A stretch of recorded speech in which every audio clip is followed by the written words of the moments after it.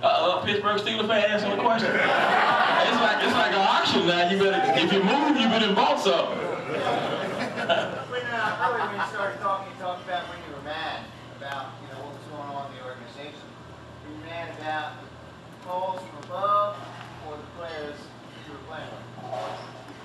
I don't recall that statement. You said I said I was mad. Yeah, you said you were misunderstanding or not in agreement. Maybe would be a better way to say it. Of what was coming down on the play you had to call. Was it the management?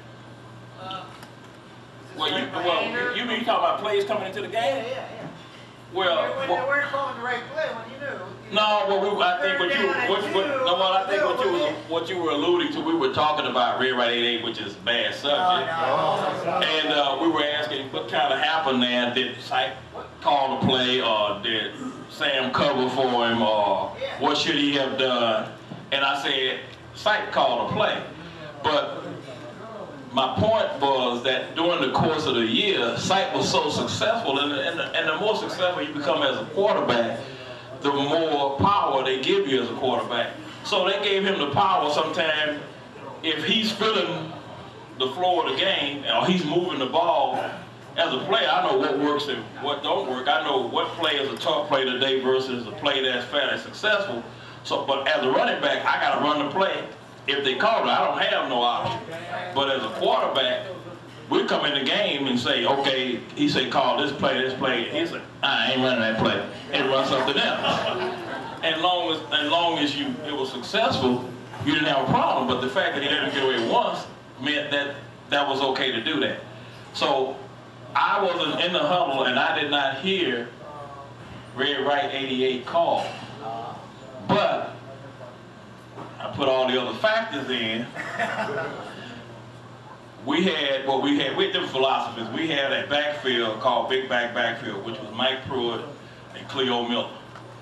And every time they took the field, we ran the ball. So we ran a dig pattern, which got us to the 15-yard line, and I come out of the game, and that Big Back Backfield came into the game.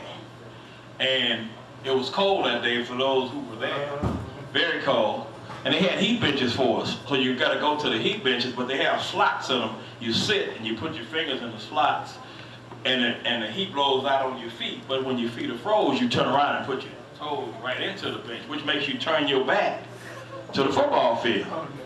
So being on the 13-yard line, they ran one play, they were on the 13-yard line. I started talking to the guys on the sideline about we finna party because the Raiders are history. So we kicked this field goal. And just about the time I said that, I read expressions on a guy's face which made me look back behind me. And when I looked back behind me, y'all all seen The Longest Yard with Burt Reynolds? The Longest Yard with Burt Reynolds in it. Yeah. You remember when he ran that last play, they went to slow motion. That's how I remember that play. We looked back, all of us on the bench, all at the same time said, don't throw the football. And he threw the football, and rest is history. But now, it wasn't meant to be. And I say that because the next year I'm with the Raiders. And we're in 8-on-8 for the ladies. That's the drill in practice where defensive backs, linebackers, wide receivers, and running backs, they throw passes against each other. And they practice on different coverages, and we practice on different patterns. And the guy that intercepted the ball in the Red Right 88 play, his name was Mike Davis. He can't catch. I'm serious. I mean, I couldn't believe this guy was the same guy at 38 below that intercepted a ball. He couldn't catch. So it dawned on me then it just wasn't meant to be, because that might have been his only catch that year. His whole career.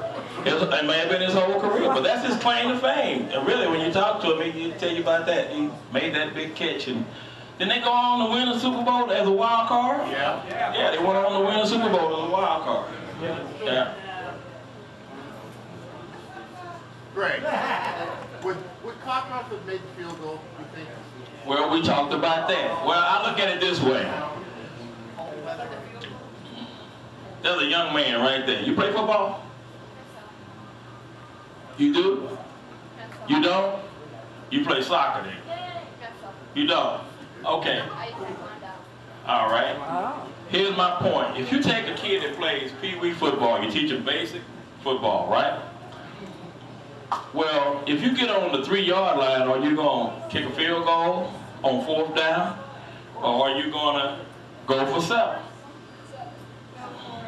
Oh, you're going to kick the field goal. You're going to kick the field goal. 9% of the time, the smart thing is to kick the field goal. So my point is this. The right thing to do at the time is to kick a field goal. Then you say, well, he missed 3 field goals. I say, okay, then go in the books and show me where Doug Cockcroft missed 4 field goals in a game. Yeah. So when you kick them, you're not paying attention. You missed it to the left, or you missed it to the right, or you should have started out a little further. I figure after 3, he pretty much had it figured out where to start the football. But I could have lived with trying to do the right thing and lose the game versus losing the game for 4 points that we didn't need. And so that's how I put the question. If your game is on the line and you need 3 points, and you're on the 3-yard line to win the game, are you going to run a touchdown or kick a field goal and win the game? So the right call was to kick a field goal, even though he missed 3. The team in those years had the same attitude as the fans did. Somehow they were going to win. Somehow they was going to win, that's right. Well, one thing about, well, I think the big difference is, as a player when I play, players don't have as many rights then as they do now. You know, you got franchise players and you got all kind of things, collective bargaining. You play 3 years, you got a minimum wage regardless of what you do. Back then, everybody negotiated their contract. Nobody discussed their contract. So a guy could be in the 3rd round making more than a guy in the 2nd round if they don't know what's going on.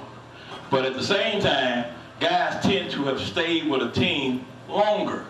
I stayed with the Browns 9 years. Guys now, they're going to sign 3 years, then they're going to sign more than 3 years. And if they don't get the money, they're gone. They're not loyal to anybody. So you never really get to know the players. And when I played, the fans got to know the players. 5 years later, the starting lineup was the same.